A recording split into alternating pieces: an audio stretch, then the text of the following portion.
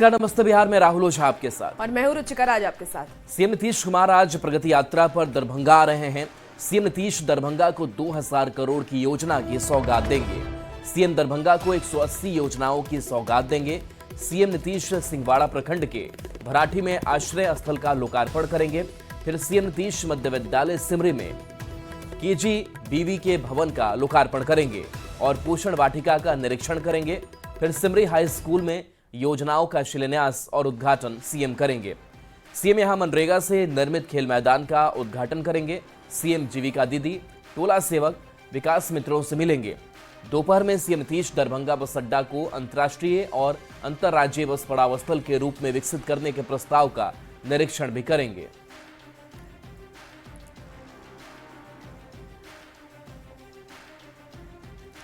CM Nitish Kumar ने एक बार फिर साबित कर दिया है कि वो सिर्फ घोषणा का काम नहीं करते हैं। सीएम नीतीश कुमार ने कैबिनेट की बैठक में 55 एजेंडे पर मुहर लगाई, जिसमें 21 एजेंडे सिर्फ प्रगति यात्रा के दौरान किए गए घोषणा से जुड़े हैं। सीएम ने दरभंगा हवाई अड्डे के विस्तार के लिए जमीन अधिग्रहण पर भी मुहर लगा दी है।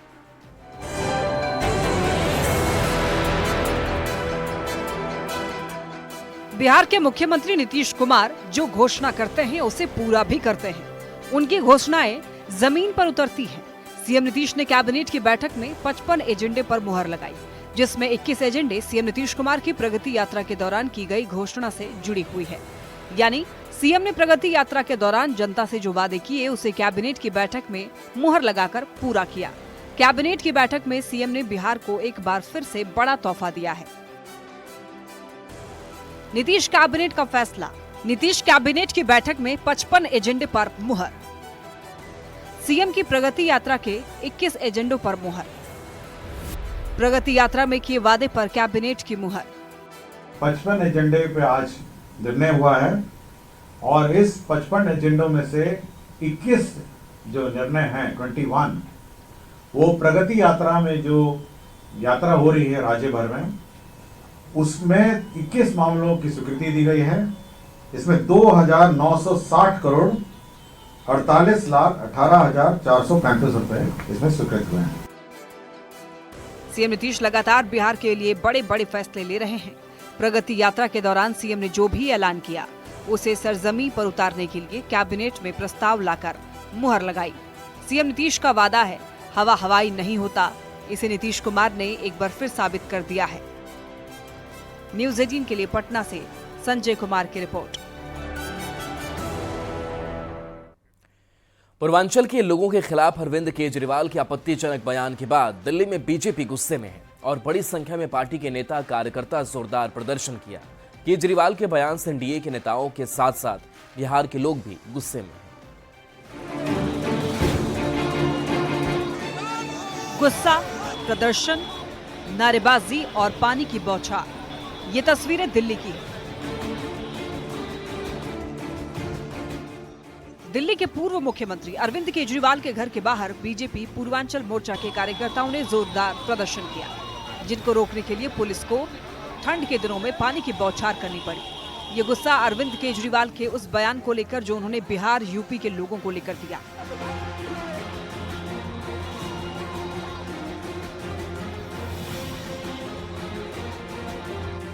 केजरीवाल के बयान पर बिहार के नेताओं ने भी जबरदस्त आक्रोश जताया है। बिहार के लोगों को लेकर आपत्तिजनक टिप्पणी करने का काम किया है, इसको कतई बर्दाश्त नहीं किया जा सकता।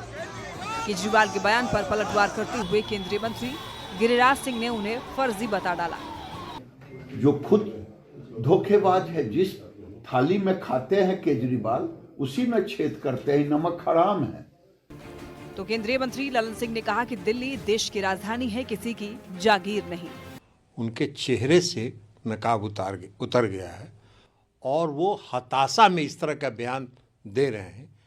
वहीं जेडीयू के कार्यकारी राष्ट्रीय अध्यक्ष संजय झा ने कहा कि अरविंद केजरीवाल पूर्वांचल के लोगों का वोट लेकर सरकार बनाते हैं और फिर बार बार उन्हीं का अपमान करते हैं। दिल्ली में जो बिहार और यूपी के लोग रहते हैं उसी की बदौलत दिल्ली चलता है। अगर ये लोग काम करना बंद कर दे, चले जाए, दिल्ली बंद हो जाएगा। हिंदुस्तानी आवाम मोर्चा के संरक्षक और केंद्रीय मंत्री जीतन राम मांझी ने तो दिल्ली के चुनाव में केजरीवाल को पूरी तरह से नकारने की अपील की है। हमारे बिहार के लोग हैं, उत्तर प्रदेश के लोग हैं, संज्ञान में लें और आने वाले चुनाव में ऐसे आदमियों के पार्टी को निश्चित रूप में नकारें। फिलहाल बिहार यूपी के लोगों को लेकर दिए गए केजरीवाल के बयान ने ठंड के मौसम में देश की राजनीति को गरमा दिया है। वैसे ये कोई पहला मौका नहीं है जब बिहार के लोगों को लेकर दिए गए केजरीवाल के बयान पर माहौल गरमाया हो। Bureau report, news 18।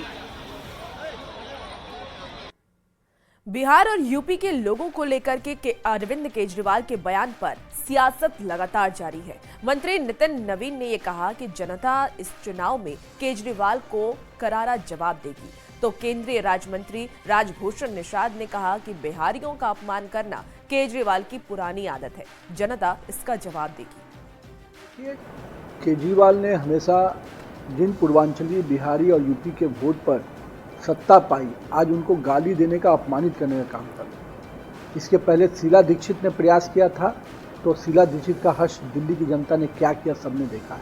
Arvind Kejriwal ji की पुरानी आदत रही है बिहारियों को अपमानित करने की। इससे पहले भी उन्होंने स्वास्थ्य के क्षेत्र में बताया था कि बिहार के लोग आते हैं 500 रुपये लेकर के और 5 लाख का इलाज करा के चले जाते हैं।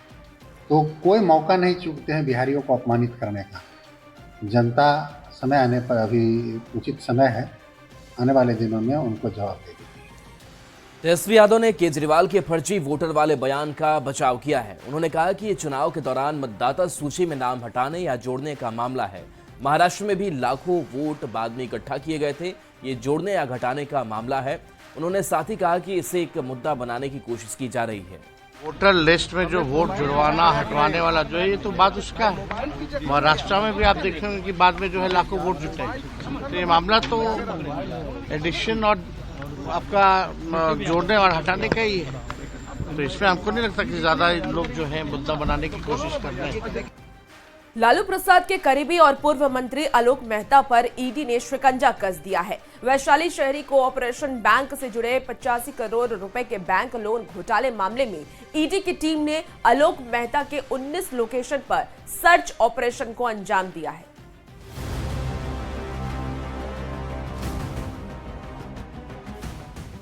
भ्रष्टाचार के खिलाफ बिहार में केंद्रीय एजेंसियों का एक्शन जारी है। बिहार में ईडी ने शुक्रवार को बड़ी कार्रवाई की। लालू प्रसाद के करीबी और बिहार के पूर्व मंत्री आलोक मेहता के ठिकानों पर ईडी ने धावा बोल दिया। पूर्व मंत्री आलोक मेहता और उनसे जुड़ी कई कंपनियों के खिलाफ सर्च ऑपरेशन की कार्रवाई की गई है। जांच एजेंसी ईडी ने करीब 19 लोकेशंस पर सर्च ऑपरेशन की कार्रवाई को अंजाम दिया। ईडी की ये बड़ी कार्रवाई वैशाली शहरी कॉरपोरेशन बैंक से जुड़े 85 करोड़ रुपए के बैंक लोन घोटाला मामले में है। बैंक के प्रमोटर सहित बैंक से जुड़े चेयरमैन, सीएमडी, सीईओ सहित कई अन्य अधिकारियों की भूमिका संदिग्ध है।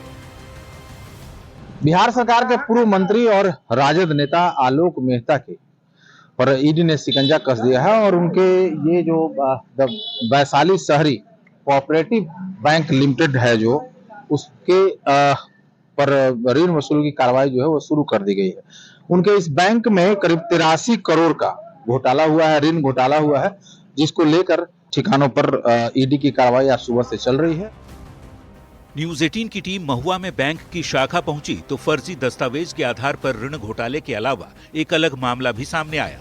ग्राहकों का कहना है कि बैंक ने उनके साथ भी धोखाधड़ी की है। सालों से उनका पैसा बैंक में फंसा हुआ है। कोऑपरेटिव बैंक में मेरा मैडम के नाम से खाता खुलाया गया जी, और इस पे हमको हमारा खाता से पैसा यहाँ पे निकासी करवा के और यहाँ लगभग 11 लाख रुपया के तकरीबन मंगा लिया गया। ठीक है सर। और उसके बाद 5 लाख रुपया का एफडी कर दिया और 6 लाख रुपया का कैश शेयर होल्डर बना दिया अपना मर्जी से, बिना बताए हुए। और उसके बाद बैंक को हम जब टाइम पूरा, हम बोले भाई मेरा पैसा मिलना चाहिए, तो बोले कि से ठीक है, से मिल जाएगा। बैंक एक क्लोज हो गया, यह हो गया, वह माने समझाने लगे बैंक चलेगा तो मिलेगा। लोग को अधिक सूद का प्रलोभन दिया गया। 8%, 8.5% इंटरेस्ट देता था और हम लोगों का आलोक मेहता से पहले से संबंध है। मेरा पर्सनल रुपया मेरी पत्नी के नाम, हमारे प्रोपराइटर के नाम इस बैंक में जमा था, फिक्स डिपॉजिट और आरडी में। वैशाली शहरी विकास सहकारिता बैंक लिमिटेड में 85 करोड़ रुपए के लोन फ्रॉड केस में आलोक मेहता पर गंभीर आरोप है कि लगभग 400 फर्जी लोन खातों को खोलकर नकली और जाली वेयरहाउस और LIC रिसीट्स के आधार पर फंड को फर्जी तरीके से बांटा गया। आलोक मेहता की व्यावसायिक इकाइयों की इस फ्रॉड में संलिप्तता पाई गई है। ये मामला सार्वजनिक धन के गबन और मनी लॉन्ड्रिंग से जुड़ा है। आलोक मेहता पर आरोप है कि उन्होंने न केवल बैंक अधिकारियों की मदद की, बल्कि सार्वजनिक धन की हेराफेरी और मनी लॉन्ड्रिंग में भी भूमिका निभाई। इस मामले में अन्य बड़े नाम भी सामने आ सकते हैं। न्यूज़ 18 के लिए वैशाली से प्रफुल्ल कुमार की रिपोर्ट। प्रधानमंत्री के पहले पॉडकास्ट का पूरा वीडियो शुक्रवार को रिलीज किया गया। इसमें पीएम मोदी ने राजनीति, गोधरा कांड से लेकर चीन और अमेरिका तक की बातें की।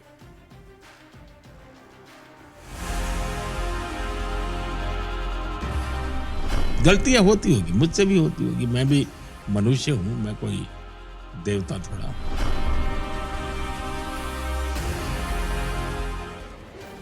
प्रधानमंत्री नरेंद्र मोदी ने जेरोधा ऐप के को-फाउंडर निखिल कामत के साथ अपना पहला पॉडकास्ट किया। इस इंटरव्यू में पीएम मोदी ने युद्ध की स्थिति, अपने पहले और दूसरे कार्यकाल के अनुभव, व्यक्तिगत सोच और राजनीति में युवाओं की भूमिका तक पर बात की। राजनीति में निरंतर अच्छे लोग आते रहने चाहिए और मिशन लेकर के आए, एम्बिशन लेकर के नहीं। अगर मिशन लेकर के निकले हो तो कहीं न कहीं तो आपको स्थान मिलता जाएगा। एम्बिशन से ऊपर होना चाहिए मिशन। निखिल कामत के साथ पॉडकास्ट में पीएम मोदी ने अपने बचपन से राजनीतिक सफर तक को लेकर कई ऐसी बातें बताई जो शायद ही कोई अभी तक जानता हो। जिंदगी बहुत कुछ सिखाती है जी, और शायद वही मेरा एक प्रकार से सबसे बड़ी यूनिवर्सिटी थी। मुसीबत यूनिवर्सिटी है मेरे लिए, जो मुझे सिखाती है। और हो सकता है कि मैंने मुसीबत को मोहब्बत करना सीख लिया है, जिसने मुझे बहुत कुछ सिखाया है। पीएम मोदी ने अपने पहले पॉडकास्ट में खुलकर बातें की और कहा कि उनसे भी गलतियां होती हैं, वे मनुष्य हैं, देवता नहीं। गलतियां होती होगी, मुझसे भी होती होगी, मैं भी मनुष्य हूं, मैं कोई देवता थोड़ा हूं। तो मनुष्य हूं तो गलती होती है। बद इरादे से गलत नहीं करूंगा, ये मेरे मन का रहा है। पीएम मोदी ने राजनीति से लेकर चीन के राष्ट्रपति शी जिनपिंग से अपने रिश्ते के साथ ही अमेरिका की ओर से वीजा कैंसिल करने के मुद्दे पर भी खुलकर बात की। कुछ लोगों ने झूठ चला दिया, इसलिए ये निर्णय हो गया। दुनिया में ऐसे चलती है दुनिया। मेरे मन में एक भाव था, लेकिन उस दिन मैंने प्रेस कॉन्फ्रेंस की और मैंने कहा कि आज अमेरिकन गवर्नमेंट ने मेरा वीजा रद्द किया है। जो कहना था मैंने कहा, लेकिन मैंने एक बात कही, मुझे कुछ सवाल पूछा गया। मैंने कहा देखिए, मैं अब ऐसा हिंदुस्तान देखता हूं कि दुनिया वीजा के लिए लाइन में खड़ी रहेगी। ये 2005 का मेरा स्टेटमेंट है और आज 2025 में हम पहुंच रहे हैं।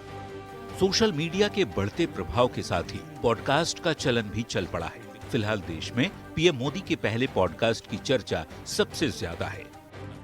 Bureau report, news 18। इसी बीच बड़ी खबर पटना से आ रही है, जहां प्रशांत किशोर को बीपीएससी के वकील ने भेजा है लीगल नोटिस। तो आयोग पर लगे आरोपों का मांगा है जवाब। तथ्य के साथ जवाब देने के लिए प्रशांत किशोर को कहा गया है। प्रशांत किशोर ने आयोग पर आरोप लगाया था, एक बड़ा आरोप लगाया था, और हर पोस्टर के लिए 30 लाख से 1.5 करोड़ रुपए में होता है डील, ऐसा प्रशांत किशोर ने कहा। पटना हाई कोर्ट के वकील संजय सिंह ने नोटिस भेजा है प्रशांत किशोर को। तो आपको बड़ी खबर इस वक्त राजधानी पटना से बता रहे हैं, जहां बीपीएससी के वकील ने लीगल नोटिस प्रशांत किशोर को भेजा है। आयोग पर लगे बड़े आरोपों का उन्होंने प्रशांत किशोर से जवाब मांगा।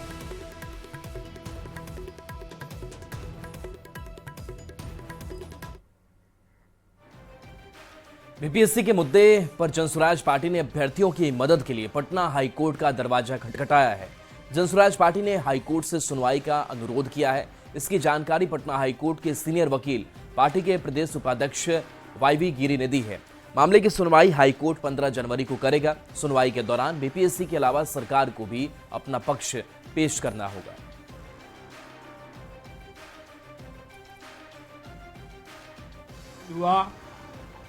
कल आज हमने माननीय अरविंद सिंह चंदेल, माननीय न्यायमूर्ति, उन्हीं का सब्जेक्ट है। हाईकोर्ट में डिफरेंट सब्जेक्ट डिफरेंट जजेज को एलोकेटेड है, तो उनके यहाँ मैंने 10:30 बजे मेंशन किया कि 4 लाख विद्यार्थियों का करियर का सवाल है। 15 तारीख को खुलेगा। आपका केस मैं 15 को रखता हूँ और सुनवाई करूंगा इसका।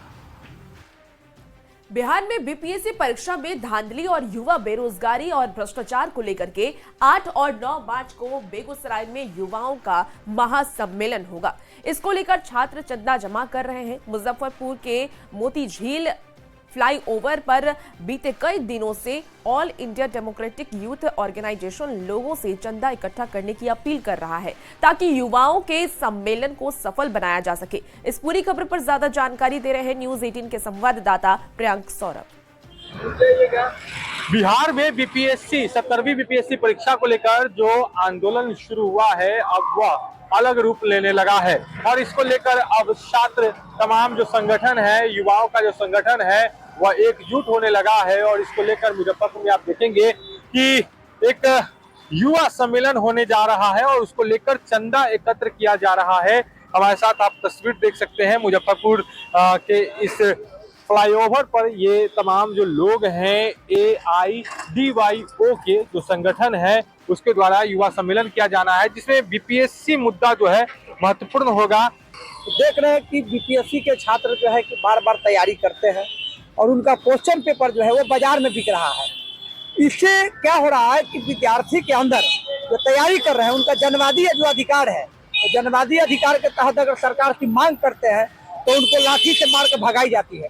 ये कहीं न कहीं लोकतंत्र पर हमला है और इस लोकतंत्र के हमला से बचाने के लिए देश के बिहार के तमाम युवाओं को संगठित होकर और जो बीपीएससी के छात्र का जो आंदोलन चल रहा है उसके साथ हम लोग हमेशा तत्पर तैयार है और जब तक उनकी मांगों को पूरी नहीं की जाएगी तब तक हम उस आंदोलन के साथ रहेंगे। चलिए तो आप देखेंगे किस तरीके से तमाम लोग जो है आप उधर देखेंगे कि AIDYO की तरफ से चंदा कलेक्ट किया जा रहा है और बीपीएससी का जो मुद्दा इन दिनों गरमाया हुआ है, तो इसी को लेकर जो है अब तमाम युवाओं को एकजुट करने की कोशिश की जा रही है और ऐसे में एक बड़ा युवा सम्मेलन होने जा रहा है जिसको लेकर तमाम जो AIDYO के लोग हैं वह चंदा कलेक्ट करके आंदोलन की तैयारी में जुट गए हैं। मुजफ्फरपुर से न्यूज 18 के लिए प्रियांक सौरभ। पटना में हो रही आपराधिक घटनाओं पर अंकुश लगाने के मकसद से डीजीपी विनय कुमार ने जिला पुलिस मुख्यालय में समीक्षात्मक बैठक की। डीजीपी बनने के बाद विनय कुमार पहली बार पटना पुलिस मुख्यालय पहुंचे थे। डीजीपी ने बढ़ते क्राइम के ग्राफ पर अंकुश लगाने, अपराधियों को स्पीड ट्रायल के तहत सजा दिलाने, टेक्निकल साक्ष्य पर जोर देने के साथ गश्ती बढ़ाने से संबंधित कई निर्देश दिए। साथ ही डीजीपी ने मुठभेड़ पर बड़ा बयान देते हुए पुलिस अपराधी मुठभेड़ को स्वाभाविक बताया।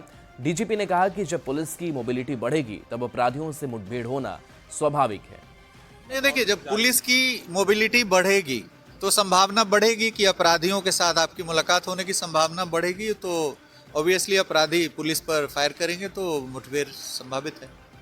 जब गतिशीलता बढ़ेगी फील्ड। और इसी बीच बाढ़ से भी बड़ी खबर आ रही है, जहां पुराने विवाद में जमकर फायरिंग हुई है। देर रात दर्जनों राउंड फायरिंग की गई।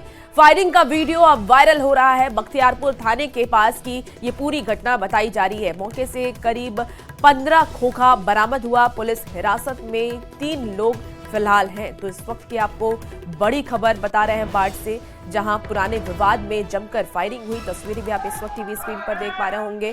देर रात दर्जनों राउंड फायरिंग की गई। फायरिंग का वीडियो भी अब लगातार वायरल हो रहा है। बख्तियारपुर थाने के पास की ये पूरी घटना बताई जा रही है, जहां से 15 खोखा भी बरामद हुआ है। पुलिस ने फिलहाल 3 लोगों को हिरासत में ले लिया है। इस बीच छपरा से बड़ी खबर, जहां पुलिस कर्मियों पर लूटपाट का आरोप लगा है। मकेर थाने के पुलिसकर्मियों पर यह आरोप लगा है। आभूषण कारोबारी से 35 लाख की लूट का आरोप पुलिसकर्मियों पर लगा है। वाहन जांच के दौरान आभूषण और कैश की लूट का आरोप है।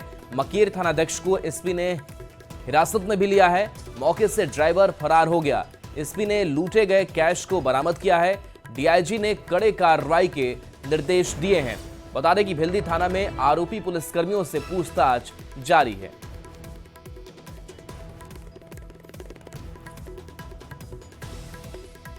तो फिलहाल रुकते हैं एक छोटे से ब्रेक के लिए, जल्द हाजिर होंगे।